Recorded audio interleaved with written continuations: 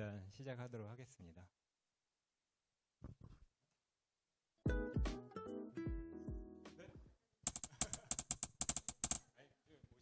안녕하세요. 담빛학교의 공동대표교사 김승주입니다. 담빛학교는 2022년 10월 인천 제물포 지역에서 첫걸음을 내딛었습니다. 지난 2년간 우리는 초등학교 5, 6학년을 대상으로 방과후 학교를 운영해 왔습니다. 그리고 올해 8월 송도로 이전하여 2025년에 열릴 중등 전일제 과정을 열심히 준비하고 있습니다.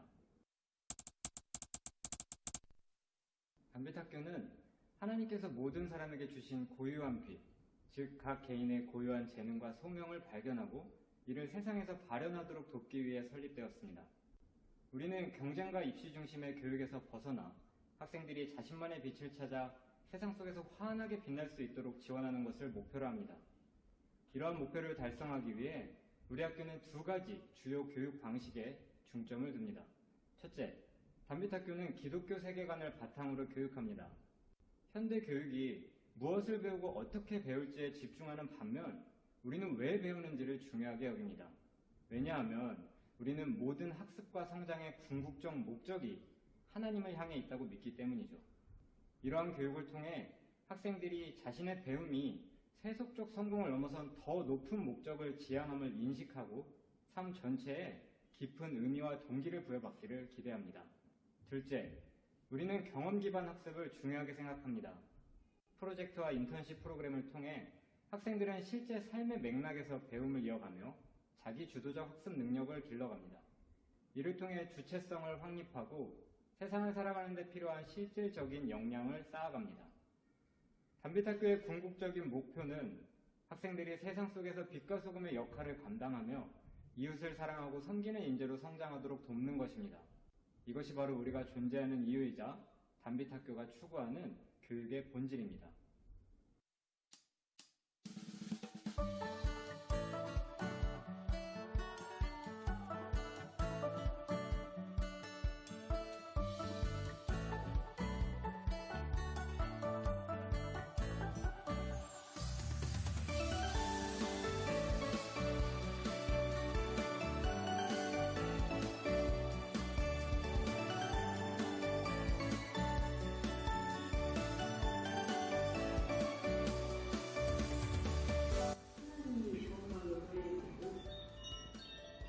너는 성과학을 알게 하는 나무의 열매만은 먹어서는 안 된다. 너희들이 땅에서 생육하고 번성하게 하여라.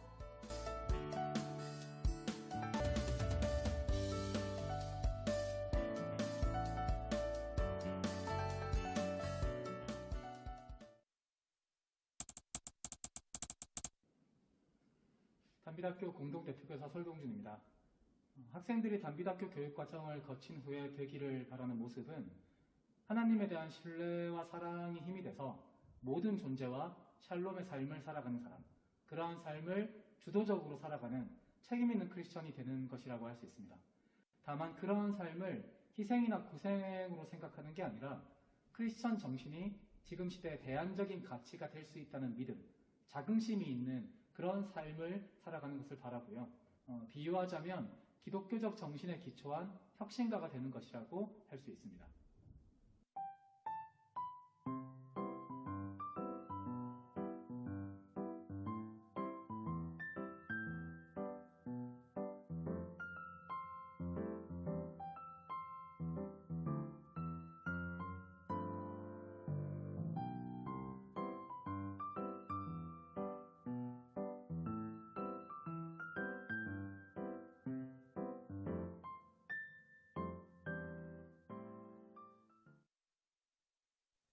네, 영상 잘 보셨나요? 네, 방금 보신 영상은 저희가 대한교육기관 등록을 위해 제작한 영상이고요. 그리고 저희 학교는 최근에 인천광역시 교육청에 그 대한교육기관으로 등록이 됐습니다. 네, 담빛학교 입학 설명회 함께 해주셔서 진심으로 감사드립니다. 다시 한번 인사드리겠습니다. 저는 담빛학교의 공동대표교사 김승주입니다. 네, 오늘 그 설명회는 먼저 제가 그 기독교 대안교육의 필요성에 대해서 말씀을 드리고 이어서 공동 대표 교사인 설동준 선생님께서 저희 학교의 교육 과정, 방법, 그리고 입학 관련한 정보에 대해서 말씀을 드릴 것입니다. 추가로 입학 상담이 필요하신 학부모님들께서는 모든 설명회를 마치고 저에게 말씀해 주시면 저희가 따로 안내해 드리도록 하겠습니다. 네, 저는 오늘 이런 질문으로 한번 시작을 해보려고 합니다. 여러분은 왜 이 자리에 오셨습니까? 네, 뭐 송도에 새로운 기독교 대안학교가 생겼다는 그런 소식을 듣고 궁금해서 오신 분이 계실 것 같기도 하고요. 아니면은 내 자녀에게 정말로 딱 맞는 좋은 교육, 그런 교육을 찾아서 이곳에 오신 분도 계실 것 같습니다. 혹시 이런 분 계실까요? 자녀를 성경적 가치관대로 키우고 싶으신 분들이요. 여러분들이 이 자리에 오신 이유는 각기 다를 겁니다. 그런데 아마도 우리 모두가 궁극적으로 바라는 것은 전 바로 이게 아닐까 생각하는데요. 네, 바로 우리 자녀들이 잘 성장해서 행복하게 살기를 바라는 마음이요. 저도 그렇습니다. 저도 11살, 4살 그 두 딸을 키우고 있는데요. 이 화면에 보이는 아이가 제 둘째 딸입니다. 자신이 정말 좋아하는 그 초콜릿 아이스크림을 입에 잔뜩 묻히고 정말 행복한 표정을 짓고 있지 않습니까? 네, 저도 우리 아이들이 행복하게 살기를 바라고 그런 마음에서 이 대안학교까지 설립하게 됐습니다. 그런데 저뿐만 아니라 지금 이곳에 함께하고 계신 모든 학부모님들께서 우리 자녀들의 행복을 위하여 정말 갖은 노력을 다 하고 계신다는 것을 잘 알고 있습니다. 정말 고생이 많으십니다. 그런데 주변을 보면요, 우리의 기대와는 달리 우리 아이들은 그렇게 잘 지내지 못하고 있는 것 같습니다. 제가 그 한 학생에게 양해를 구하고 그 학생의 일주일 일정표를 한번 가지고 와봤어요. 한번 살펴볼게요. 일단 월요일을 보시면 4시에 학교를 한 후에 잠시 쉬었다가 2시간 정도 친구들과 그 모르는 문제를 서로 물어보거나 가르치는 수학 보충 시간을 갖는다고 합니다. 뭐 자발적으로 하는 거라고 하니까 참 기특하죠. 그리고 7시부터 10시까지는 스터디 카페에 가서 개인 공부, 또 학교 숙제, 뭐 수행평가 준비 이런 것들을 한다고 해요. 화요일은 좀 단순합니다. 학교 후에 저녁 6시부터 10시까지 수학학원에 갑니다. 물론 학원이 끝나자마자 바로 쉴 수는 없습니다. 학원에서 내주는 숙제 원체 많기 때문에 그걸 다 하고 자려면 아마도 밤 늦은 시간이 돼서야 잠에 들 수 있을 것 같습니다. 수요일은 월요일과 일정이 같고 목요일은 화요일과 일정이 같습니다. 그리고 금요일은 학교 후에 2시간 동안 국어학원을 가고 그리고 또 2시간 동안 스터디 카페에 갑니다. 토요일은 유일하게 그 늦잠을 잘 수 있는 날이에요. 그래서 늦잠 자고 일어나서 2시간 수학학원을 가고 그리고 바로 이어서 1시간 반 동안 영어학원에 갑니다. 그리고 토요일 날은 특별히 피아노 레슨도 1시간 받습니다.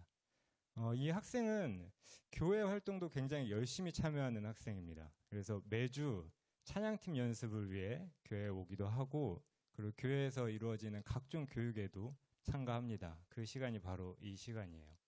주일에는 오전에 교회 갔다 오면 2시간 동안 국어학원 가고 또 이어서 2시간 동안 영어학원 갑니다. 그러니까 주일 저녁 8시쯤이나 돼서야 이제 이 학생은 좀 쉴 수 있을 것 같아요.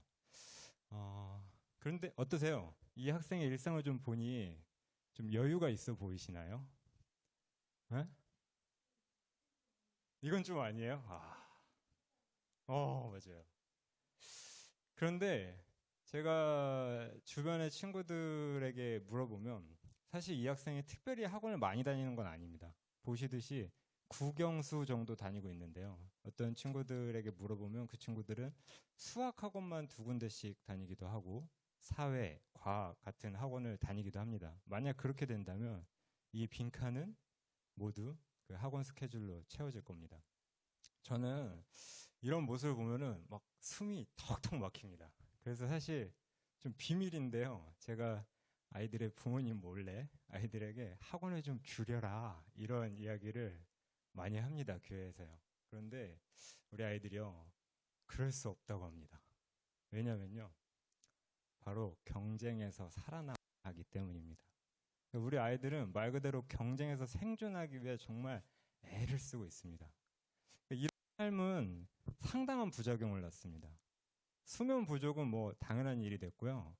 그 대부분의 시간을 이렇게 시험 준비에 쏟다 보니까 정작 내가 뭘 좋아하고 나는 어떻게 살고 싶고 이런 생각을 할 시간은 턱없이 부족합니다. 이러한 경쟁 중심, 1등주의 문화 속에서 우리 아이들의 마음은 병들고 그 상위권에 들지 못하는 학생들의 자존감은 날마다 뚝뚝뚝 이렇게 떨어지고 있습니다.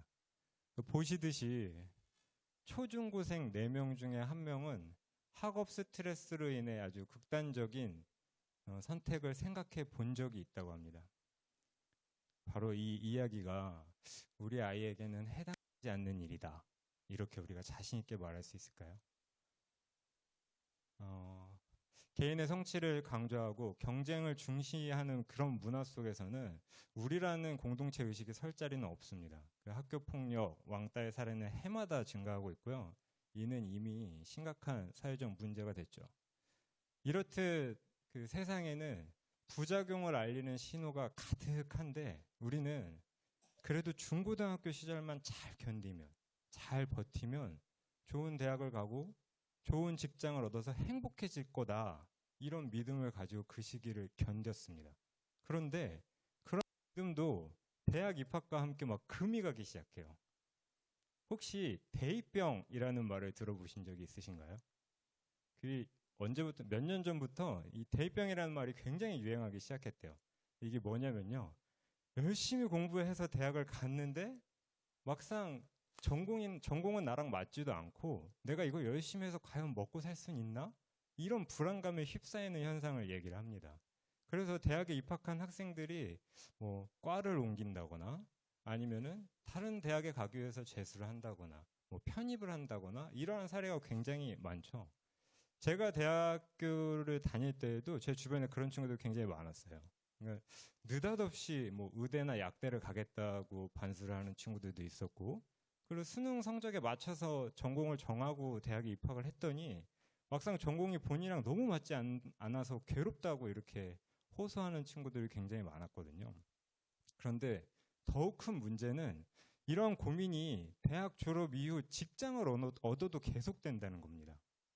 그런데 이러한 학생들의 혼란이 어쩌면 사실은 필연적인 것일지도 모르겠어요. 전공을 선택하고 직장을 선택할 때 가장 중요한 게 뭘까요? 돈이요? 아닙니다. 바로 자기 이해입니다. 내가 뭘 좋아하고 내가 무엇을 잘하고 나는 어떻게 살고 싶은지를 알아야 하는 거예요. 그런데 앞서 중3 학생의 일정표에서 보실 수 있듯이 우리나라의 학생들은 중고등학교 시절 대부분을 입시 준비에 매달리다 보니까 정작 자신이 뭘 좋아하고 어떻게 살고 싶은지 자신을 이해하고 탐색할 수 있는 시간과 경험이 절대적으로 부족합니다. 이러한 자기 이해 부재가 성인이 되어서도 이런 지속적인 혼란을 야기하고 있는 거죠. 이렇듯 우리 아이들은요, 우리 기대와는 달리 좀 잘 지내지 못하고 있는 것 같습니다. 그런데 사실 힘든 것은 아이들뿐만은 아닌 것 같아요. 어떠신가요? 학부모님들은 잘 지내고 계시나요? 대답이 없으신데. 네. 혹시 오늘 이곳에 참석하신 분들 중에 내 자녀는 반드시 최고 돼야 된다, 서울대 가야 된다, 뭐 이런 마음 가지고 계신 분 계세요? 네, 아마 그렇지 않을 겁니다. 만약 그러셨다면 이 자리에 오시지 않으셨을 거예요. 아마 대부분은 그런 기대를 가지고 있지 않을 겁니다. 그저 남들보다 좀 뒤처지지 않기를 바라는 마음, 딱 그 정도 바람을 가지고 계시지 않습니까? 하지만 내가 뭘 잘 몰라서 우리 아이에게 정말 필요한 걸 못 줄까 봐 이런 불안감에 누가 뭔가를 시킨다고 하면 나도 따라서 시켜야 할 것 같고, 누가 뭐가 좋다고 하면 나도 그걸 해야 할 것 같은 그런 마음이 들지 않습니까? 또 한편으로는 믿는 학부모로서, 그러니까 크리스천 부모로서 내 아이를 이렇게 키우는 게 과연 맞는 걸까? 이런 고민이 계속해서 들기도 하죠.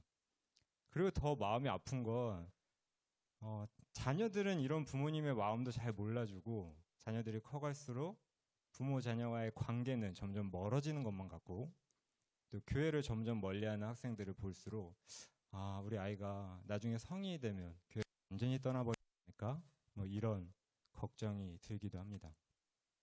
이렇듯 지금 우리는 자녀도 부모도 별로 행복하지 않은 삶을 살고 있는 것 같아요. 그런데 왜 우리가 이렇게 행복하지 않은 삶을 살아가고 있는 걸까요? 사실 굉장히 단순합니다. 우리가 이렇게 살아온 것은 이렇게 사는 것이 행복으로 가는 길이라고 믿었기 때문이에요. 그러니까 우리는 어느샌가부터 이러한 등식, 경제적 안정과 사회적 지위가 행복의 조건이다.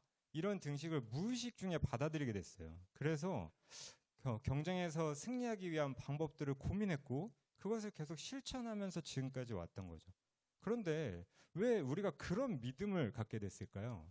그건 바로 우리가 살면서 경험했던 일들, 우리가 배움으로부터 얻었던 지식을 통해 세상을 바라보는 어떤 관점이 형성됐기 때문입니다. 그 관점이 우리의 선택을 이끌어왔고 지금 우리의 모습을 만들어낸 거죠. 이렇듯 세상을 바라보고 이해하는 관점을 세계관이라고 합니다. 좀 용어가 생소하시죠? 그런데 아마 일상생활에서 자주 접할 수 있는 개념일 겁니다. 혹시 그 작가의 세계관이라는 말을 들어보신 적 있으시죠? 네, 그 슈퍼히어로물을 만들기로 유명한 마블은 아주 독특한 세계관을 가지고 있어요. 그러니까 이들은 세상의 초능력자, 외계인, 아니면 어떠한 절대적 힘을 가진 존재가 있다는 세계관을 가지고 여러 가지 이야기를 만들어냅니다. 한국의 3대 기독교 철학자 중에 한 분으로 불리시는 신구원 교수님께서는 세계관에 대해서 그의 저서에서 다음과 같은 흥미로운 비유를 하셨어요. 바로 세계관은 세상과 인생을 보는 창이다. 이게 무슨 뜻일까요?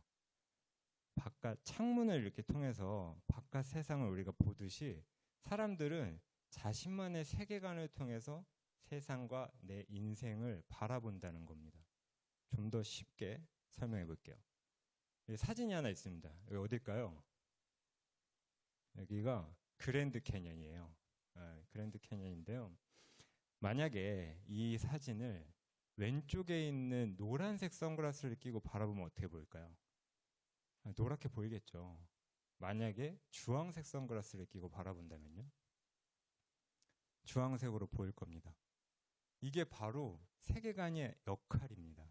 그러니까 우리 모두는 같은 세상을 보고 있지만 우리가 어떤 안경, 어떤 세계관을 가지고 바라보느냐에 따라 세상은 전혀 다르게 보일 수 있다는 거예요. 그러니까 세계관이 마치 이런 색안경의 역할을 한다는 거죠. 그래서 폴 보스웨잉 목사님께서는 우리가 어떤 세계관을 가지고 세상을 바라보는지가 우리 삶의 방향을 결정한다. 이렇게 말씀을 하셨습니다. 그래서 세계관이 바뀌면 세상을 바라보는 관점도 달라지고 이 관점이 달라지면 삶의 방향이 달라지는 거죠. 그래서 기독교 세계관은 단순히 세상을 바라보고 이해하는 방식에 그치는 것이 아니라 사실은 우리 삶 전체에 영향을 미치는 아주 핵심적인 요소라고 할 수 있습니다. 세상에는 정말 다양한 세계관이 존재합니다. 정말 여러 가지 세계관이 존재하는데요. 사실 그 세계관은 크게 두 가지 부류로 이렇게 나눌 수 있습니다. 하나는 하나님은 존재하지 않는다라는 세계관이고 그 다른 하나는 하나님은 계신다는 세계관입니다. 이 단 하나의 차이가 세상을 바라보는 관점을 완전히 달라지게 합니다. 이게 무엇이 구체적으로 다른지 한 가지만 잠깐 생각해 보려고 하는데요. 제가 앞서 우리가 이렇게 열심히 애를 쓰면서 사는 이유는 우리 자녀들이 행복하게 살기를 바라는 마음에서다 이런 말씀을 드렸잖아요. 그렇다면 기독교는 과연 어떻게 사는 것을 행복한 삶이다 이렇게 말하고 있을까요? 관련한 말씀을 제가 빠르게 한번 살펴보려고 합니다. 먼저 요한복음 15장 5절입니다. 조금 번거로우시겠지만 한번 같이 읽어보도록 할게요. 시작. 나는 포도나무요 너희는 가지이다. 사람이 내 안에 머물러 있고 내가 그 안에 머물러 있으면 이는 많은 열매를 맺는다. 너희는 나를 떠나서는 아무것도 할 수 없다. 네. 이 말씀 구절이 의미하는 바가 뭘까요? 바로 하나님과의 깊은 관계 속에서만 우리 삶의 열매를 맺을 수 있다는 겁니다. 다른 길은 없다는 거예요. 마태복음 22장 37절에서 39절은 이런 말씀이 있습니다. 다시 한번 같이 읽겠습니다. 예수께서 그에게 말씀하셨다. 내 마음을 다하고 내 목숨을 다하고 내 뜻을 다하여 주 너의 하나님을 사랑하여라 하였으니 이것이 가장 중요하고 으뜸가는 계명이다. 둘째 계명도 이것도 같은데 내 이웃을 내 몸과 같이 사랑하여라 한 것이다. 네. 그러니까 한 율법학자가 예수님께 이렇게 와서 예수님, 어떤 율법이 제일 중요합니까? 어떤 계명이 제일 중요합니까? 이렇게 묻습니다. 그래서 예수님께서 딱 두 가지만 지키면서 살아 라고 말씀하셨어요. 바로 그것이 하나님을 사랑하고 내 이웃을 내 몸과 같이 사랑하여라 이거였습니다.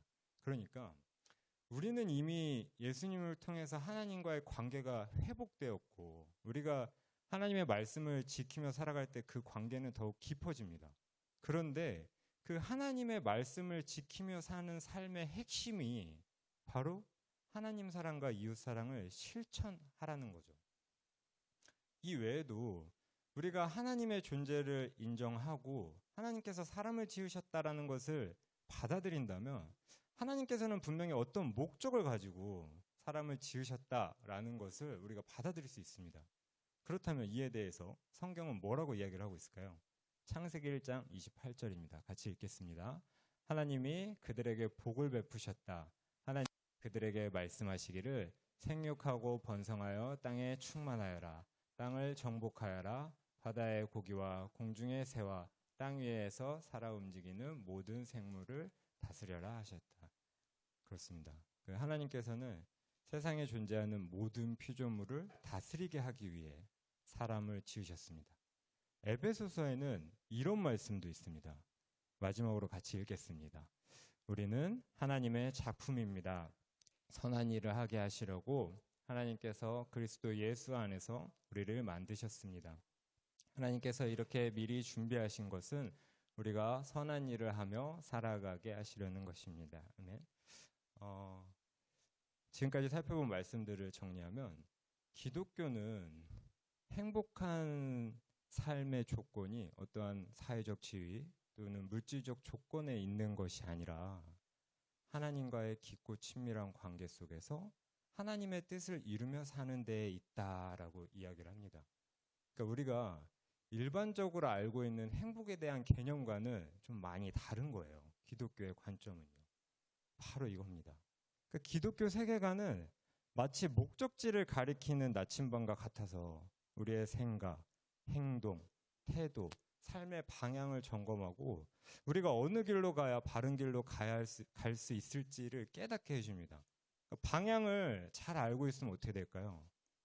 길을 잃고 이렇게 헤매거나 아니면은 무의식 중에 다른 사람들의 이야기를 듣고 따라가는 그런 일들이 줄어들겠죠. 물론 안다고 해서 그렇게 사라지는 것은 아닙니다. 그러니까 흡연자들이 담배의 해로움을 알지 못해서 담배를 못 끊는 건 아니잖아요. 그렇죠? 그런데 담배의 해로움을 인식조차 하지 못한다면 그들은 담배를 끊으려는 생각을 아예 하지 않을 겁니다.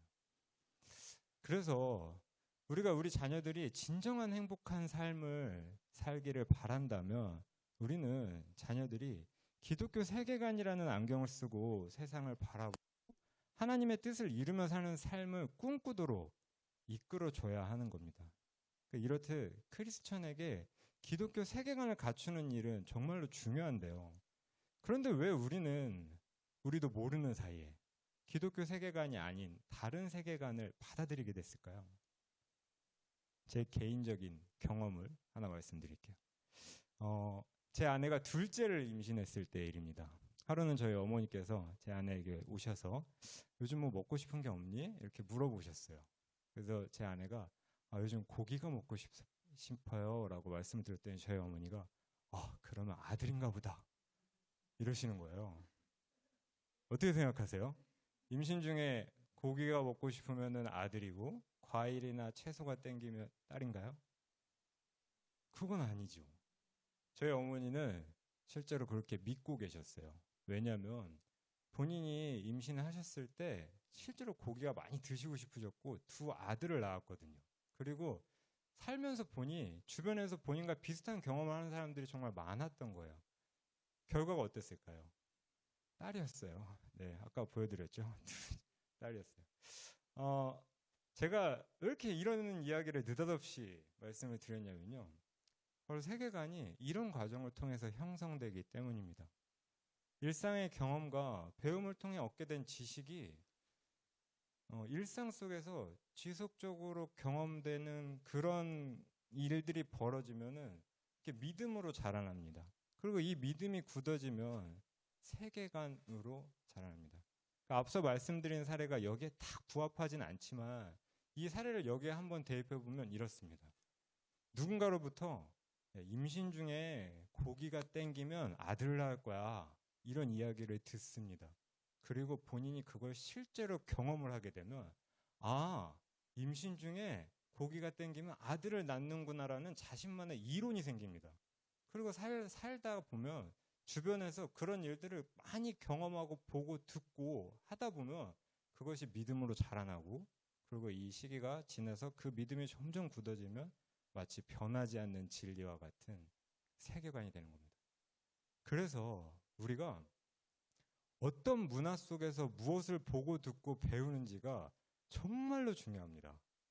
경쟁을 중시하고 1등만 칭찬받는 문화 속에서 자라는 아이들이 능력주의, 개인주의적 세계관을 갖게 되는 것은 어쩌면 당연한 일일지도 모릅니다. 이런 사례를 잘 보여주는 연구가 하나 있습니다. 여기 일란성 자매가 있어요. 이 자매는 아주 어렸을 적에 헤어져서 언니는 한국에서 자랐고 동생은 미국에 입양돼서 자랐습니다. 그리고 성인이 된 후에 자녀들이 극적으로 재회를 하게 되는데요. 그런 과정을 계기로 한미 연구진들이 자녀들의 지능과 성격을 검사를 했습니다. 그 검사 결과가 오른쪽 표와 같은데 잠깐 한번 볼게요. 서로 다른 문화 속에서 자란 자매들의 인지 능력에는 좀 차이가 있었습니다. 아무래도 환경이 영향을 미쳤을 거라고 보이는데요. 하지만 비교적 타고난 것으로 알려져 있던 성격에는 크게 차이가 나타나지 않는 것으로 나타났습니다. 그런데 제가 이 연구에서 주목하는 것은 지능과 성격이 아닙니다. 제가 주목하는 것은 가치관인데요. 이 표에 나타나 있지는 않지만 연구진들은 추가로 자매의 성향 검사를 했어요. 그 결과 한국에서 자란 언니는 집단주의적 가치관이 굉장히 강했고 미국에서 자란 동생은 개인주의적 가치관이 굉장히 강한 걸로 나타났습니다. 그러니까 이 연구가 시사하는 바는 이렇습니다. 유전자가 굉장히 유사한 것으로 알려져 있는 일란성 쌍둥이조차 어떤 문화 속에서 자라는지에 따라 이들의 가치관이 완전히 달라질 수 있다는 거예요. 그렇다면 이렇게 우리 아이들의 가치관 형성에 영향을 미칠 수 있는 요소들은 뭐가 있을까요? 바로 가정, 교회, 학교, 그리고 아주 강력한 미디어가 우리 아이들 가치관 형성에 아주 큰 영향을 미칩니다. 미디어가 미치는 영향에 대해서는 다음에 다시 다루는 것으로 하고요. 오늘은 가정과 교회, 학교가 미치는 영향에 대해서만 잠깐 생각해 보고자 하는데요. 먼저 가정의 영향력은 절대적입니다. 부모의 삶의 태도, 삶의 방식이 우리 아이들의 가치관 형성에 아주 결정적인 역할을 합니다. 이건 뭐 이미 다들 잘 알고 계실 테니 뭐 이야기를 따로 하지 않아도 될 것 같아요. 그런데 여기 문제가 있죠. 무슨 문제가 있냐면요. 우린 잘 알고 있지만 그렇게 실천하기가 참 어렵다는 겁니다. 알지만 실천하기 어려운 게 문제예요. 그렇다면 교회는 어떨까요? 교회는 아이들의 신앙과 세계관 형성에 아주 중요한 역할을 하는 곳입니다. 왜냐하면 하나님에 대한 이야기를 들을 수 있는 곳이 교회밖에 없잖아요. 근데 교회도 문제가 있습니다. 무슨 문제가 있을까요? 일주일에 교회를 한번 가는 것으로는 하나님에 대한 지식이 기독교의 가치가 믿음과 세계관으로 자라나기가 어렵다는 겁니다. 그래서 아이들이 가장 많은 시간을 보내는 곳, 학교의 역할이 어느 때보다도 중요한데요. 그런데 여기에도 문제가 있습니다. 학교의 문화, 그리고 학교에서 가르치는 교육의 내용이 기독교의 가치와 충돌하는 경우가 너무 많다는 겁니다. 한 가지 사례를 예로 들면, 일단 기독교는 창조론을 가르치죠. 창조론을 믿죠. 그런데 학교는 진화론을 가르치고 창조론은 아예 언급조차 하지 않습니다. 그러면서 과학적으로 검증된 것만을 사실로 받아들여야 한다라고 이렇게 강조하죠. 그리고 기독교는 사랑, 섬김, 공존, 공동체 이런 것을 굉장히 중요하게 여깁니다. 그런데 학교는 개인의 성취를 강조하고 경쟁을 통해서 이렇게 등수를 매기고 이 등수로 모든 것을 평가하는 문화를 갖고 있어요. 그러니까 이러한 현실 속에서 우리 아이들이 어떤 가치를 택할까요?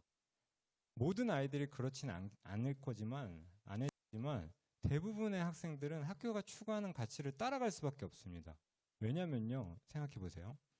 사람들은 누구나 다 인정받고 칭찬받기를 원하지 않습니까? 우리 아이들도 마찬가지예요. 인정받고 칭찬받기를 원합니다. 교회나 가정에서 사람이란 존재는 말이야, 네가 이루는 어떤 성취에 상관없이 그냥 너 자체로 굉장히 존귀한 거야. 뭐 이런 이야기를 하는데 정작 학교에 가서는 공부를 잘해야 1등 해야 인정받고 칭찬받고 귀하다는 평가를 받습니다.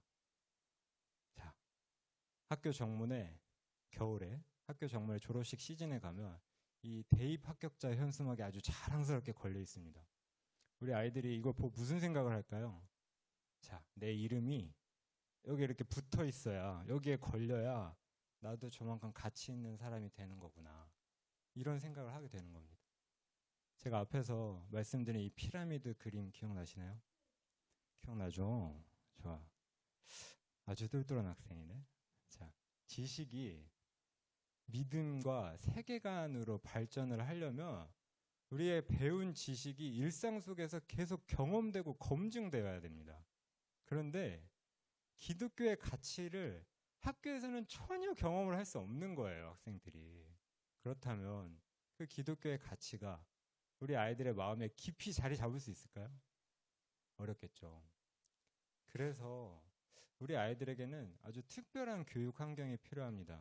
학교의 문화 속에서 기독교의 가치를 경험하고 또 그것을 받아들일 수 있는 그런 학교가 필요하고, 저희 학교가 바로 그런 학교가 되고자 하는 건데요. 저희 학교는 교육 내용과 교육 방법 그리고 평가 방식에 이르기까지 학교의 모든 요소를 기독교 세계관이라는 견고한 토대 위에 쌓아갑니다. 저희는 모든 아이들이 하나님께서 부여하신 특별한 빛을 담고 있다라고 믿고 있습니다. 그래서 학교의 이름이 담빛이에요. 빛을 담고 있다라는 뜻인데요. 그래서 우리 학교의 목표는 우리 아이들을 단순히 공부 잘하는 아이로 만들려는 것이 아닙니다. 자신에 대한 깊은 이해를 바탕으로 자신의 고유한 빛을 찾아 세상에 발현할 수 있도록 돕는 것이 바로 우리 학교의 목표입니다. 그리고 우리는 다양한 생명의 공존을 고민하고 추구하고 또 그러한 삶을 살아가는 것을 중요하게 생각합니다. 그래서 학생들은 프로젝트와 또 여행 그리고 다양한 사람들과의 만남을 통해서 책임 있는 크리스천의 삶에 대해서 고민해보고 또 그러한 삶을 실천해 나갈 것입니다. 뿐만 아니라 학생들은 그 경험 기반 학습을 통해서 지식을 단순히 머리로 아는 데 그치는 것이 아니라 살아가는 데 필요한 그런 실질적인 역량을 학교에서 쌓아가게 될 겁니다. 이러한 학교의 문화 속에서 특별히 아이들 한 명 한 명을 정말 존귀하게 생각하는 지지적인 공동체 속에서 학생들은 세상을 기독교의 관점으로 바라볼 수 있는 눈을 키우고, 그리고 그것을 단순히 보는 것에 그치는 것이 아니라 보는 대로 살아갈 수 있는 그런 힘을 갖게 될 것입니다. 지금까지 우리가 직면한 현실의 문제, 그리고 원인, 그리고 해결책으로서의 기독교 대안 교육의 필요성에 대해서 말씀을 드렸는데요. 마지막으로 한 가지만 더 말씀드리고 제 발표는 마치려고 합니다. 저희가 전일제 과정을 준비하면서 여러 대안학교들을 방문할 수 있는 기회가 있었습니다. 저는 그 과정에서 기독교 대안 교육에 대해서 더욱 큰 확신을 갖게 됐는데요. 제가 왜 그런 확신을 갖게 됐냐면요. 바로 그곳에서 만난 학생들 때문이었어요. 방문한 학교에서 만난 학생들이 굉장히 인상적이었습니다. 낯선 방문객인 저희들을 향해서 밝게 웃으면서 인사를 건네기도 하고요. 상상되세요? 모르는 사람에게 이렇게 밝게 웃으면서 인사를 건네는 아이들. 그리고 선생님들과 마치 친구처럼 이런저런 얘기를 계속해서 주고받으면서 막 깔깔거리면서 애들이 웃습니다. 그리고 졸업한 학생들이 자발적으로 학교에 나와서 후배들의 공부를 돕기도 하고, 또 어떤 학생들은 선생님들이 뭐가 그렇게 좋은지 교무실, 심지어 교무실이었어요. 교무실에 선생님 곁에 앉아가지고 거기를 떠나질 않더라고요. 그 학생들은 정말 학교에 있는 그 자체를 굉장히 좋아하는 것 같았어요. 이 학생들이 과연 대한민국에 사는 중고등학생들이 맞나 싶을 정도로 그 아이들의 표정과 행동에서 학교 생활에 대한 진정한 기쁨, 만족감, 이런 것들을 저희가 느낄 수 있었습니다. 저는 이러한 광경을 목격하면서 기독교 대안 교육이 우리 아이들을 정말로 행복한 삶으로 이끌 수 있겠다라는 확신을 갖게 되었고, 그리고 이러한 바람이 저의 단순한 희망사항이 아니라 이미 실현되고 있고 우리도 실현할 수 있는 일이라는 것을 분명히 보았습니다. 여전히 불안한 점이 마음에 있을 수 있다는 것을 충분히 이해합니다. 다수가 아닌 소수가 택하는 길이고 우리가 경험해보지 못한 일이라 걱정이 되는 거는 아마 당연할 겁니다. 그런데요, 잠깐 생각해 보세요. 그러니까 지금 우리가 선택하려고 하는 길이 세상적인 가치나 기준을 따르는 것이 아니라 성경적인 가치를 붙드는 거라면 이러한 선택은 결코 실패할 수가 없습니다. 제가 여러분들과 함께 마지막으로 나누고 싶은 말씀이 하나 있는데요. 잠언 3장에서 3장 1절에서 6절 함께 마지막으로 읽어보겠습니다. 시작. 아이들아, 내 가르침을 잊지 말고 내 계명을 내 마음에 간직하여라. 그러면 그것들이 너를 장수하게 하며 해가 갈수록 더욱 평안을 누리게 할 것이다. 인자와 진리를 저버리지 말고 그것을 목에 걸고 다니며 너의 마음속 깊이 새겨두어라. 그러면 하나님과 사람 앞에서 내가 은혜를 입고 귀중히 여김을 받을 것이다. 너의 마음을 다하여 주님을 의뢰하고 너의 명철을 의지하지 말아라. 내가 하는 모든 일에서 주님을 인정하여라. 그러면 주님께서 내가 가는 길을 곧게 하실 것이다. 아멘. 하나님을 신뢰하고 그분의 말씀대로 아이를 양육하려는 것, 이것만큼 안전하고 확실한 길이 없습니다. 우리 아이들이요, 이 하나님을 신뢰하고 인정하는 그런 지지적인 공동체 속에서 자라나고 자신의 고유한 빛을 찾아서 세상을 변화시키는 이런 모습들, 이걸 한번 생각해 보세요. 정말 기대되지 않습니까? 네, 여러분의 결단과 동참을 기대하는 마음으로 기다리고 있겠습니다. 오랜 시간 들어주셔서 감사합니다. 네, 계속 이어서 하면 너무 힘들 것 같아서 10분 잠깐 쉬고요. 다음 발표는 3시에 진행하도록 하겠습니다. 여기 간식이랑 음료수랑 놓여져 있으니까요. 편하게 드시고 화장실 다녀오실 분들은 다녀오시면 되겠습니다. 네, 3시에 이어서 하겠습니다. 안녕하세요, 어머님들. 네, 이어서 단비학교에 대한 설명을 좀 드리도록 하겠습니다. 저는 앞서 이렇게 기독교 대안교육의 필요성 설명해 주신 김순주 선생님과 함께 단비학교 공동대표교사 맡고 있는 설동준입니다. 만나게 돼서 반갑습니다. 제가 설명드릴 부분은 단비학교의 구체적인 교육 내용들입니다. 어떤 교육 철학을 가지고 학교를 운영하는지, 그다음에 어떤 내용들을 가르치는지, 그리고 어떻게 가르치는지, 이런 부분들을 좀 설명을 드리도록 하겠습니다. 단비학교의 교육 철학은 그 브로셔에도 나와 있긴 한데요. 한 문장으로 요약하면 이렇게 얘기를 할 수 있습니다. 다양한 생명과 어우러져서 서로가 서로를 살리며 평화를 누리는 삶을 배우고 실천하는 것.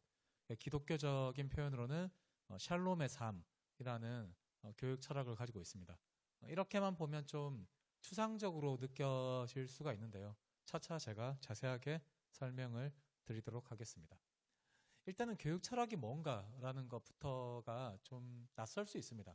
왜냐하면 특별히 대안교육에 관심을 가지고 자녀를 대안학교에 또 보내보고 이런 부모님들이 아니면 아이를 유치원에 보낼 때, 초등학교를 보낼 때, 중학교를 보낼 때 지역 학교에서 이 학교의 교육 철학이 뭐다 이런 설명을 듣는 경우는 사실 거의 없습니다. 그럼에도 불구하고 우리가 하고 있는 모든 교육 활동은 모종의 철학을 배경으로 하고 있습니다. 여기 위에 있는 사람들은 우리가 살고 있는 이 시대에 진행되고 있는 교육들에 영향을 준 나름의 교육 철학자들이죠. 이런 식의 어떤 입장을 가지고 교육을 디자인하고 교육을 실천하고 하게 되는데요. 저희 학교 나름의 어떤 교육 철학이 있습니다. 첫 번째로는 인간은 혼자 살아가는 존재가 아니다. 이후에도 쭉 나오겠지만 그렇기 때문에 뛰어난 사람이 되는 거 이걸 반대하는 건 아닙니다. 근데 공존을 할 줄 아는 사람이 되는 게 현대시대에 대단히 중요한 역량이라고 생각을 하고요. 또 하나가 교육은 자기 삶의 의미를 발견하는 과정이자 삶의 역량을 획득하는 과정이다. 이 기조를 가지고 전체 교육을 만들어 가고 있습니다. 여러 EBS라든지 이런저런 다큐멘터리에 보면 여러 형태의 설문조사들이 있죠. 5개국에 있는 청소년들에게 설문조사했던 내용입니다. 학창 시절에 공부를 왜 하는 것 같아요? 라고 질문을 해보면 뚜렷하게 한국 학생들은 60.4%가 좋은 대학에 진학하기 위해서 공부한다. 일본이나 미국이나 독일이나 스웨덴이나 이런 데라고 해서 특별하게 대학 가는 거는 관심 없어요. 이렇게 얘기하진 않죠. 근데 비율 차이가 좀 많이 나긴 합니다. 다음을 볼까요? 생활에 필요한 것들을 배운다. 자, 중학교랑 고등학교 때 배운 걸 가지고 학생이 집안에서 필요한 일을 해내는 경우를 본 적은 거의 없을 거예요. 한국에서는 사실 생활에 필요한 걸 배우는 경우는 거의 없습니다. 근데 이제 여러 선진국들에서는 이게 가장 1순위 답변이라고 할 수는 없지만 대략 3분의 1 정도를 차지하고 있죠. 그리고 적성과 흥미를 찾고 자기 가능성을 탐색하는 것. 쉽게 말하면 내가 누군지 알고 내가 뭐 하고 싶은지 알고 내가 그거 할 수 있는지 한번 실제로 연습해보고 이렇게 하는 게 학창시절의 공부의 의미다라는 것도 대략 한 3분의 1 정도 됩니다. 그럼 다른 선진국들은 보면 대개의 경우 대학에 가는 거, 상급 학교에 진학하는 거, 그다음에 내가 현실적으로 사는 데 필요한 기술을 배우는 거, 그리고 나 자신을 이해하는 거. 이게 한 3분의 1, 3분의 1, 3분의 1 정도로 교육 목표에 고르게 좀 배정이 되어 있다라고 볼 수 있죠. 한국 같은 경우에는 상대적으로 너무 속칭 대학에 몰빵하는 방식으로 되어 있고 현실을 살아가는 기술이라거나 나를 이해하는 것은 비율이 좀 낮은 게 안타까움이라고 할 수 있습니다. 같은 다큐멘터리를 만든 EBS에서 어떤 초등학생에게 이런 질문을 던졌습니다. 너는 교육을 왜 받는 것 같니? 라고 했더니 이 학생이 뭐라고 했냐면 제대로 살기 위해서요 라고 이야기를 했습니다. 그래서 PD가 기특하니까 그래 제대로 사는 게 어떤 거라고 생각해? 라고 했더니 이 학생이 몸으로 일을 하지 않는 삶을 사는 게 제대로 사는 거인 것 같아요 라고 이야기를 했습니다. 이 학생이 특별히 나쁜 학생은 아니라고 생각합니다. 그러니까 이런 사회적인 생각들이 있잖아요. 저 개인적으로는 한국의 많은 특히 사교육이라고 할 수 있죠. 사교육 그리고 부모들의 마음에는 어떤 삶이라는 건 좀 안 좋은 삶이야.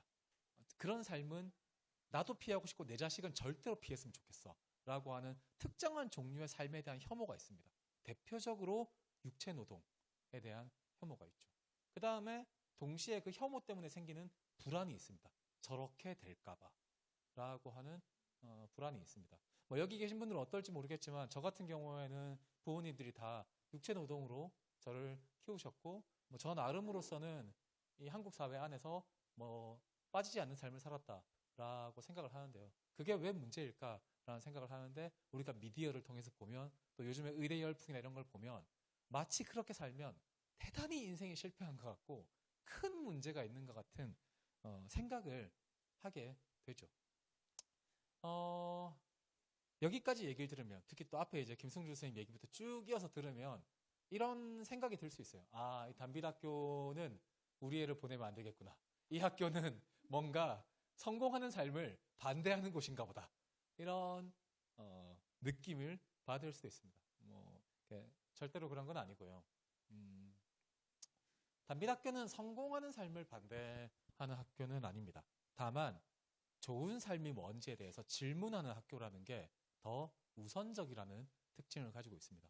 예를 들면 단비학교의 학생 중에 한 명이 저한테 와서 선생님 저 의대가 가고 싶은데요? 라고 이렇게 질문을 했다라고 생각을 해봅시다. 대안학교에서 의대 가겠다라고 하면 웬만한 대안학교 좀 난감할 거예요.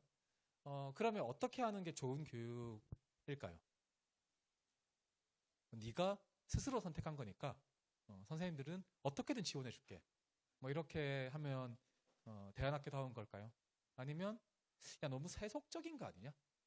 그건 좀 아닌 것 같고 우리 한번 다시 생각해보자. 뭐 이렇게 해야 대안학교답다고 할 수 있을까요? 사실 그건 다 이렇게 편향입니다. 편향. 진짜로 좋은 교육이라고 하는 건 아주 상식적인 건데요. 왜 그렇게 생각하는지부터 물어봐야 되는 거죠. 의대 왜 가고 싶니? 어떤 친구들은 제 친구들 중에서 의대를 간 친구들이 많이 있는데 꽤 많은 경우, 요즘은 좀 다른데요. 과거에는 가족 중에 아픈 사람이 있으면 의대 가는 친구들이 그렇게 많았어요. 그러니까 그 고통을 알기 때문에 가급적 자기가 도움이 되는 사람이 되고 싶어서. 사람이 되게 여러 가지 동기를 가지고 어떤 걸 바랄 수 있죠. IT 기업에 가고 싶다, 의대 가고 싶다 이런 것들을 단순히 세속적이라고 할 수 없고요. 그렇다고 단순히 넌 잘 살겠구나 이러면서 칭찬할 수도 없는 건 거죠. 첫 번째로 왜 그런 삶을 살고 싶은지, 그게 너에게 좋은 삶이라고 생각하는지, 그리고 그럴 수 있을 만한 그런 삶을 살기 위해서 뭐가 필요한지 이런 것들을 묻고 거기에 따라서 뭐 수업을 하든지 지원을 하든지 설득을 하든지 이렇게 해야지 그게 좋은 교육인 거고 좋은 삶이라고 할 수 있습니다. 그래서 단비학교는 성공을 반대하는 게 아니라 좋은 삶에 대한 질문을 촉진하는 거고 학생들과 그런 대화를 하는 학교라고 할 수 있습니다. 마태복음에 보면 그 은사에 대한 여러 가지 비유들이 있습니다. 그래서 10문화 종과 5문화 종과 이렇게 한 문화 종을 이렇게 비유하면서 하나를 받더라도 열심히 살아가는 삶에 대해서 착하고 충성된 종이라고 칭찬하는 그런 에피소드가 있습니다. 이게 뜻하는 바는 뭐냐면 상대적으로 남보다 재능이 많고 적고 혹은 남보다 잘나고 못나고 이 문제가 아니라 자기한테 적합한 삶을 살기를 하나님도 바라신다라는 걸로 우리는 생각을 해볼 수가 있습니다. 좋은 삶이라는 걸 살려면 사실 몇 가지 조건이 필요해요. 첫 번째로는 내가 사는 삶의 이유라는 걸 알아야 합니다. 뭐 어르신들은 다들 아시겠지만 요즘에 삼성전자가 좀 힘들잖아요. 퇴사 러시가 일어난다고 하죠. 거기 입사할 때까지 얼마나 고생했겠어요. 나름은 성공한 삶이고 좋은 삶이라고 생각했을 거예요. 근데 실직을 하거나 혹은 방향을 잃으면 대부분 이런 생각을 하죠. 나는 뭐 때문에 이렇게 바쁘고 고생스럽게 살고 있지? 라는 생각을 합니다. 바쁘고 고생스럽게 사는 사람이 다 불행하게 살진 않아요.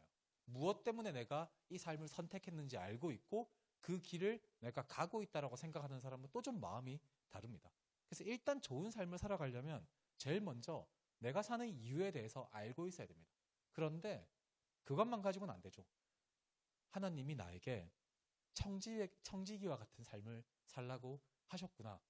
내가 사실 이게 체질에 안 맞는데 그래도 어떡하겠어. 이렇게 살아야지 하고 꾸역꾸역 살면 옆에 사람들이 보기에도 괴롭게 그렇게 살고 있으면 좋은 삶이라고 할 수가 없죠. 자기가 어떻게 사는지 알고 또 그렇게 사는 삶에 만족할 수 있어야 합니다. 그리고 이런 삶이 개인의 실질적인 생활을 지탱할 수 있는 자생력을 가지고 있는 삶이어야 하는 거죠. 그냥 재밌는 것만 하고 산다 이런 게 아니라, 그리고 동시에 자생하면서 옆에 있는 사람들과 공존할 수 있어야 하는 겁니다. 일단은 이 네 가지가, 이거 외에도 많이 있을 수 있겠지만 좋은 삶이라고 할 때 이런 네 가지가 필요하겠죠. 그러면 한번 생각해 볼 필요가 있어요. 공교육에서, 공교육 무조건 이제 비난하는 건 아니지만 일반적으로 우리 아이들이 받고 있는 교육 환경에서 공교육과 사교육을 다 포함해서 이런 거를 갖출 수 있을까라는 질문을 던져볼 필요가 있죠. 아까 앞서 이제 김성주 선생님이 얘기하셨던 것처럼 특히 어른들이 된 사람들은 다 알 거예요. 이런 걸 청소년 때 안 가지고 좋은 대학 갔다고 해서 나중에 나이가 들었을 때 이거 없이 사라지는 건 아닙니다. 반드시 어느 시점에선가 이걸 찾게 되는 시점이 오게 돼 있는 거죠. 어떻게 보면 가장 생각할 수 있는 여유가 있을 때 이런 부분들을 진지하게 돌아보는 게 삶에서 훨씬 더 지혜로운 길일 수 있습니다. 그래서 이런 고민들 속에서 단비학교가 만든 교육 철학이 이제 이런 내용입니다. 이 내용을 바치고 있는 세 가지 기둥이 있습니다.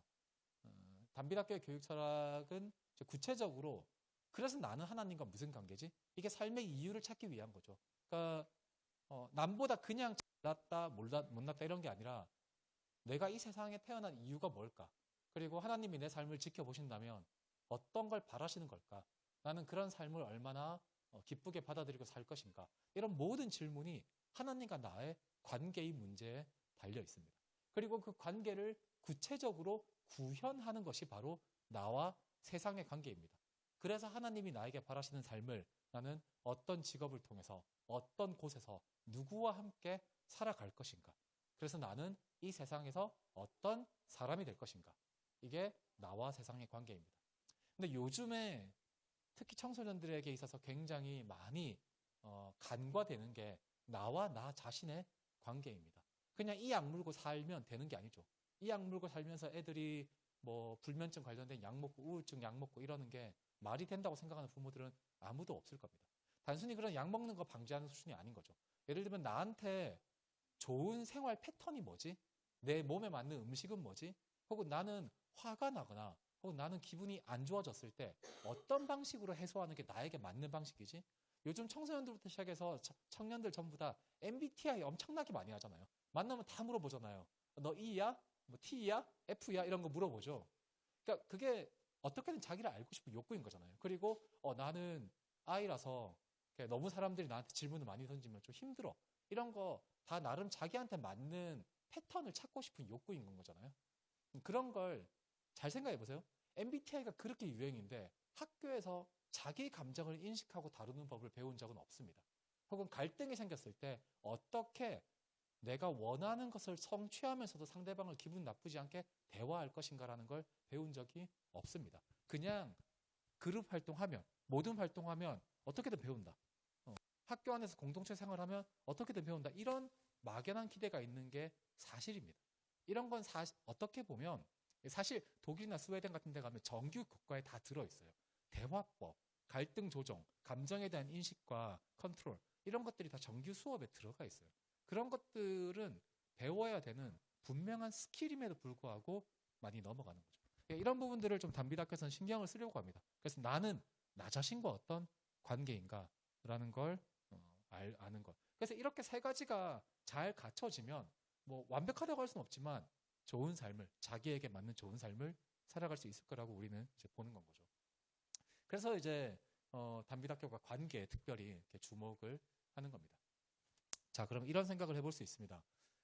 아니 그래도 철학이 뭐 흔히 하는 말이 있죠. 철학이 줍니까?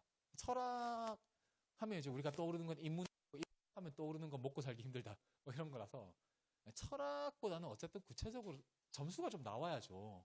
뭐 학생부 종합 전형을 준비할 수 있다거나 수능 점수를 잘 받을 수 있다거나 이런 게 실용적으로 더 중요하지 않습니까? 라는 생각을 해볼 수도 있습니다. 자, 한번 생각을 해봅시다. 내년에 2025년도에 초등학교 3학년, 4학년, 중학교 1학년, 고등학교 1학년은 AIDT라고 해서 인공지능 디지털 교과서라는 걸 사용하게 됩니다. 자, 그러면 인공지능 디지털 교과서가 도입되는 상황에서 학생들은 뭘 배워야 되지? 어떻게 배워야 되지? 이런 질문을 던졌다고 쳐봅시다. 여기에 답을 하려면 교육을 통해서 뭘 얻고 싶은가라는 입장이 먼저 서 있어야 됩니다. 학생들이 공존하는 방법, 서로 같이 어울려 살아가는 방법, 그 안에서도 자기 주장을 적절히 할 수 있는 방법을 배우는 것이 공동체 학습으로서의 학교의 기능이다. 이렇게 만약에 결론을 내렸다면 AI 디지털 교과서가 꼭 좋은 수단이 아닐 수 있습니다. 그런데 학생들마다 배우는 속도의 차이가 다 있는데 종이 교과서가 그걸 맞춰주는 데는 한계가 있으니까 개인의 맞춤형 수업을 좀 할 수 있는 디지털 도구인 AI 디지털 교과서가 좋을 것 같다. 이렇게 생각하면 그건 도움이 될 수 있습니다. 즉 우리가 어떤 교육이 왜 필요한지, 그래서 뭘 배울 건지, 그리고 그걸 어떻게 배울 건지 이거에 대해서 답을 하려면 나름의 교육 철학을 먼저 생각을 해보고, 즉 교육의 목적인 거죠. 거기에 따라서 어떻게 배우고 어떻게 가르치고 뭘 배우고 이런 것들을 하나하나 정하게 됩니다. 이게 없으면 어떻게 되냐면요. 교육 철학이 없으면 어떻게 되냐. 그냥 성적이 잘 나오는 거. 그러니까 달리는 거예요. 달리는데 사실 왜 달리는지 잘 모르고요. 그리고 이렇게 달리는 방식으로 교육하면 반드시 낙오자가 생기게 돼 있어요. 그럼 낙오자는 말 그대로 열등한 학생이 돼버리는 거예요. 이런 방식이 맞는지 안 맞는지를 따지기 전에. 그런 것들을 방지하기 위해서라도 교육 철학은 중요한 의미가 있다라고 할 수 있습니다. 그리고 단비닥교에 학부모님들이 되거나 학생이 되시면 이 교육 철학을 놓고 단비닥교 선생님들과 치열하게 논쟁을 해야 돼요. 저희가 볼 때 이런 방식으로 가는 게 더 맞는 것 같은데요? 라는 이야기를 해야 됩니다. 그래서 내가 왜 교육받고 있고 내가 왜 교육하고 있는지를 자각하는 방식으로 교육을 할 수 있어야 되는 건 거죠. 자, 그러면 이런 교육 철학을 가지고 단비닥교는 뭘 가르치냐? 일단 단비닥교가 대안학교이지만 우리가 국민 이제 공통 교과라고 하는 걸 안 배우는 건 아닙니다. 뭐 국어, 영어, 수학, 과학 이런 거 우리는 관심 없습니다. 이러지 않습니다. 기본적으로 국민 공통 교과는 굉장히 뛰어난 연구자들이 만들어 놓은 표준적인 과정입니다. 그래서 그 과정의 많은 부분들은 저희가 이렇게 존중을 합니다. 이런 걸 사회적 지식이라고 하죠. 이 사회가 합의한 지식인 거죠. 이거에 대해서 기본적으로 저희는 존중을 하고요. 대신에 저희 학교의 색깔을 내기 위해서, 저희 학교의 철학을 구현하기 위해서 단비닥교 역량교과라고 하는 것들을 몇 가지 더 갖추고 있습니다. 4개로 이제 이루어져 있는데요. 신앙교과, 그 다음에 나눔과 성찰, 여행, 그리고 프로젝트 수업, 이렇게 4가지로 구성이 되어 있습니다. 시간표로 보면 조금 더 이해하기 쉬우실 텐데요. 일단 단비닥교의 중1 과정으로 들어오면 초등학교 때부터 대안학교를 다닌 게 아니라면 이 낯설 수 있습니다. 대안학교의 환경이라는 게. 그래서 1학년 때는 일단 대안교육에 대한 적응이 좀 필요하죠. 그리고 자기 자신에 대해서도 이해할 필요가 있고 공동체 문화에 대해서 익숙해질 필요가 있습니다. 2학년이 되면 이제 그런 적응기를 좀 지나고 나서 본격적으로 자기 주도성이라고 하는 것들을 좀 이렇게 끌어올리는 시기가 되는 거고요. 단비닥교 고등과정이 아직 본격적으로 시작된 건 아닌데 단비닥교 고등과정은 굉장히 자기 주도성을 높게 요구하는 과정으로 설계가 되어 있거든요. 그래서 중3 때는 그걸 위해서 구체적으로 내가 어떤 사람이 되고자 하는지에 대한 진로 탐색에 좀 집중을 하는 그런 시간이 될 겁니다. 그래서 이거는 이제 1학년 시간표를 예시로 이렇게 보여드리는 건데요. 여기 색깔 칠해져 있는 게 소위 말하는 뭐 국어, 영어, 수학, 과학, 역사, 뭐 예체능 이런 우리가 알고 있는 일반 학교의 수업들입니다.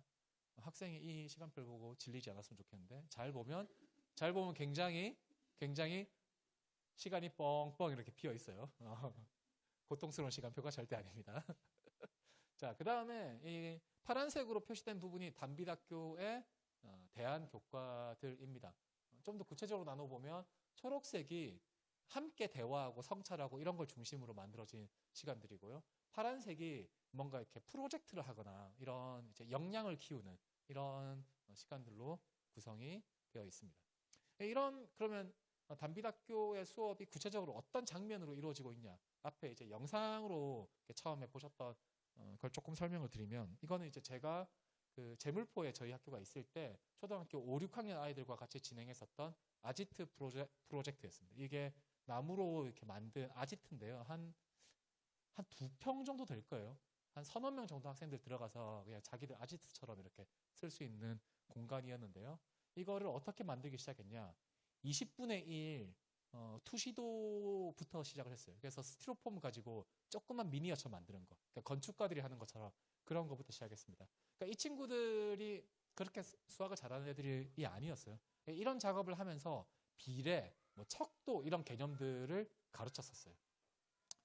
그리고 동시에 이제 학교 공간에 실제 도면을 가지고 만들었기 때문에 어떤 적절한 위치를 잡는 법이나 이런 것들도 이제 배우게 되고요. 공간 감각이나 이런 것들. 그 다음에 이제 학생들이랑 같이 이 PVC 파이프를 가지고 보통 모델하우스라고 하죠. 그러니까 실제 우리가 만들 사이즈에 거의 가까운 수준의 모델하우스 같은 것들을 한번 이렇게 만들어 봤습니다. 이걸 만들면서 이제 소위 말하는 물리의 역학적 구조, 뭐 균형 이런 것들에 대해서 이제 같이 공부를 하게 되는 거죠. 그 다음에는 본격적으로 이제 나무를 같이 이렇게 다루면서 뭐 안전 이런 것들은 당연히 했고요. 나무를 직접 자르고 붙이고 하면서 꽤 긴 시간 동안 한 6개월 걸렸어요. 처음에 이렇게 투시도부터 시작해서 여기까지 가는데 한 6개월 걸렸습니다. 그래도 초등학교 5, 6학년 애들이 6개월 걸려서 이런 아지트 만들려고 하면 아마 할 수 있는 애들 거의 없을 거예요. 물론 이제 제가 같이 많이 도와주긴 했지만 이런 수업을 진행했었고 또 진로 지도 수업도 했었는데 초등학교에서 보면 진로 적성 검사라는 걸 많이 합니다. 중학교에도 하고요. 근데 그게 다들 해보셨으니까 아시겠지만 이거 객관식 질문에 이렇게 답하는 거거든요. 그렇게 답하면 결과지가 나와요. 뭐 교육자 쪽 뭐 직업 적합도 96%, 뭐 개발자 뭐 90%, 뭐 봉사직 뭐 몇 프로 이런 식으로 나오거든요. 근데 내가 응답한 거랑 이 결과가 무슨 관계인지 전혀 알 수가 없어요. 그냥 그렇구나인 건 거거든요.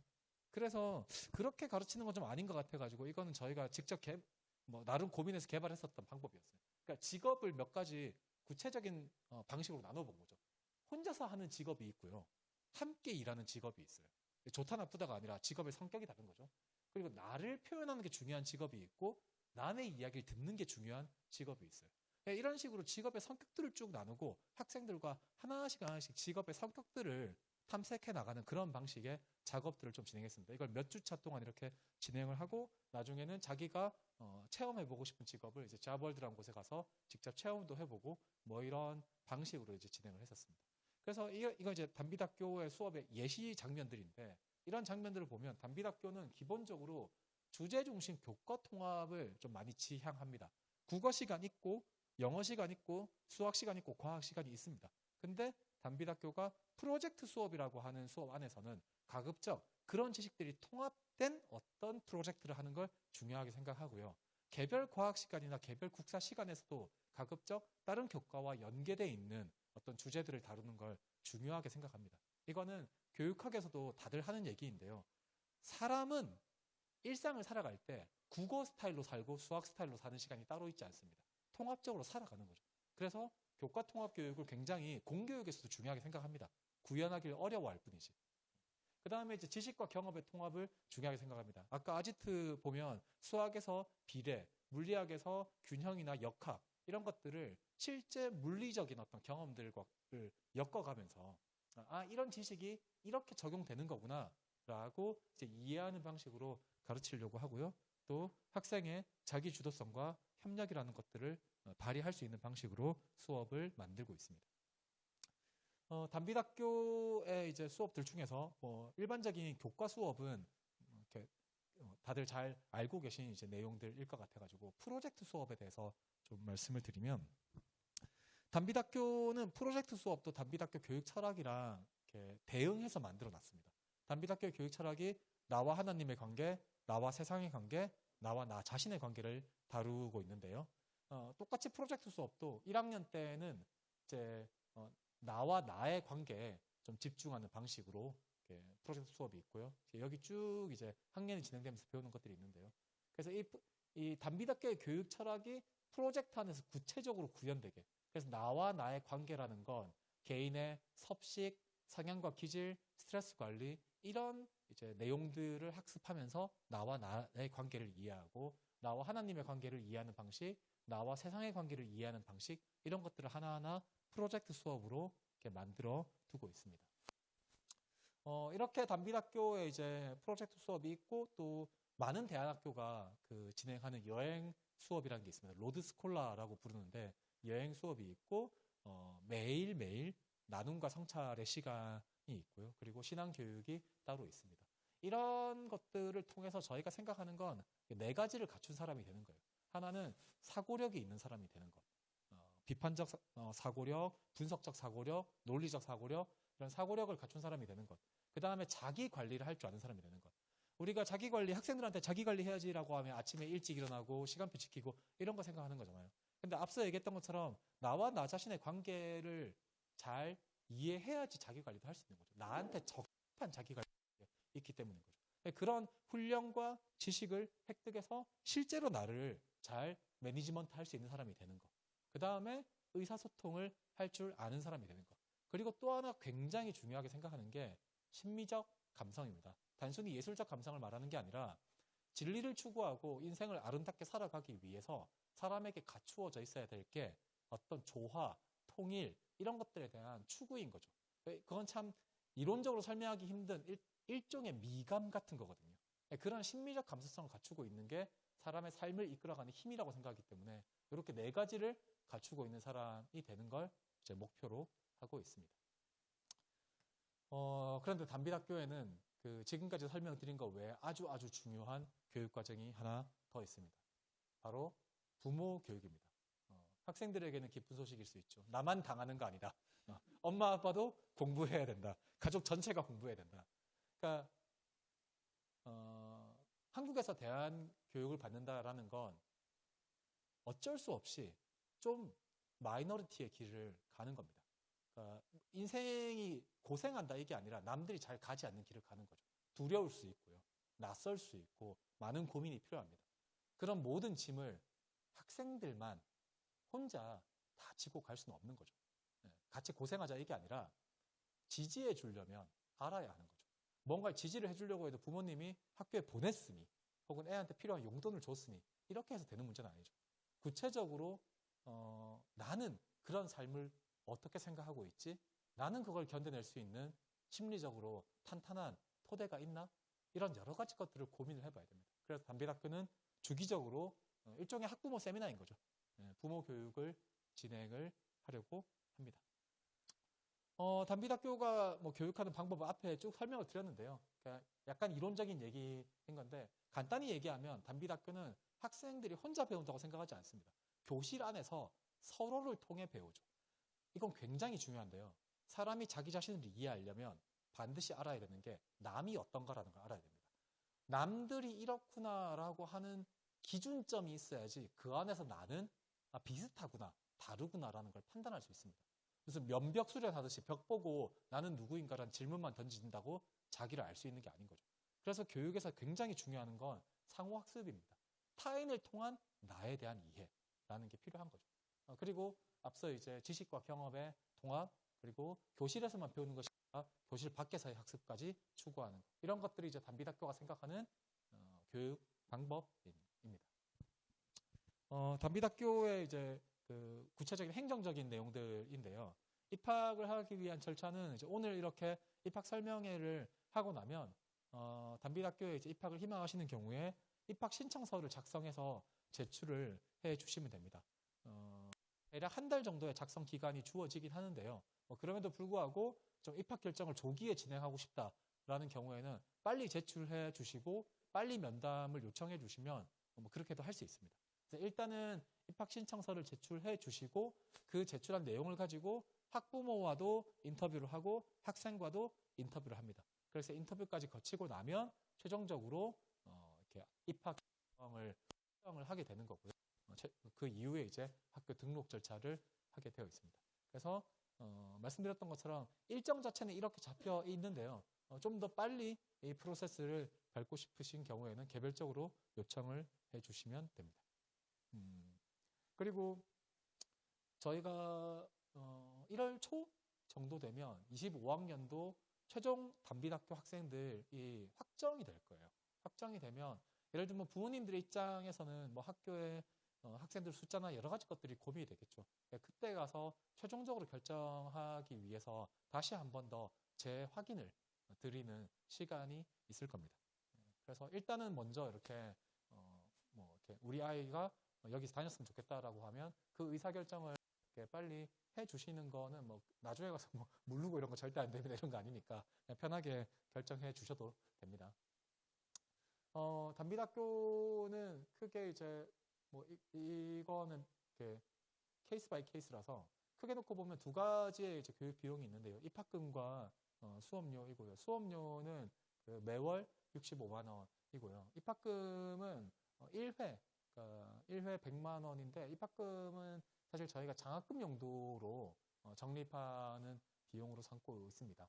그래서 이런 케이스들이 있죠. 목회자나 선교사 혹은 자녀 여러 명이 단비학교에 다니는 경우 혹은 경제적으로 조금 어려운 경우 그러니까 말 그대로 이제 경제적인 서포트가 좀 필요한 케이스들인 거죠.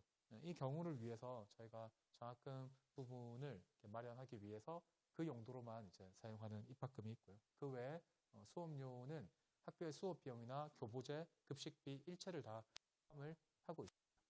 그 외에 이제 부가적으로 뭐 여행을 간다거나 이런 경우에 약간의 특별활동비가 있을 수 있는데 이거는 그때그때 저희가 산정을 해서 이렇게 말씀을 드릴 예정입니다. 단비학교 지금 이 공간은 뭐 이렇게 들어오시면서 다 보셨을 텐데 그냥 참고로 여기 파란색이 중3 공간이에요.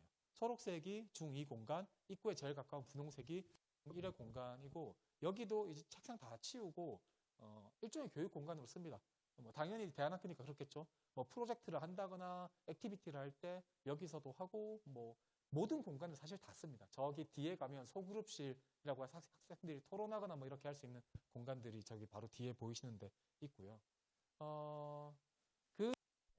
지금 이게 이제 각각의 교실이고 이게 저기 바로 뒤에 카메라 뒤에 보이는 소그룹실이고요. 그리고 이제 앉아서 누워서 뭐 책 볼 수 있는 소그룹실이 있고 이 건물 4층에 가면 그 하늘교회라고 있거든요. 저희가 뭐 교회 소속 학교는 아닌데 하늘교회에서 저희한테 일종의 협력을 해주신 거죠. 그러니까 학교에 식당이 있어야 되잖아요. 학생들이 밥 먹고 하려면. 그래서 여기 이제 다 주방 시설이랑 이런 테이블들이 뭐 학교 전교생이 가서 앉아도 차고 넘칠 만큼의 사이즈가 있어가지고 이 공간을 평일에 쓸 수 있게 해주셨고 또 교회가 가지고 있는 학생부실이 있습니다. 좀 넓은 공간인데요. 여기는 체육 활동이나 실내 체육 활동이나 좀 큰 활동할 때 이럴 때 쓸 수 있게 이제 공간을 무상으로 사용할 수 있게 좀 협조를 해주셨고 또 학생들이랑 모르겠어요. 학생들이 기뻐할지 모르겠지만 주기적으로 나가서 뛰고 하는 야외 공간. 여기 바로 옆에 가면 작은 도서관이 있고 그 옆에 이렇게 그 천변이 있거든요. 거기서 같이 이제 운동도 하고 뭐 이렇게 할 계획을 가지고 있습니다. 네, 이렇게 이제 단비학교의 교육 철학부터 무엇을 배우는지, 어떻게 배우는지, 또 입학과 관련된 절차는 무엇인지 뭐 이런 부분들을 전반적으로 살펴봤고요. 부모님들께서 혹시 궁금한 게 있으시면 편하게 뭐 질문을 이렇게 해주시면 저희가 성심성의껏 답변을 드리도록 하겠습니다. 저의 설명 여기까지 하도록 하겠습니다.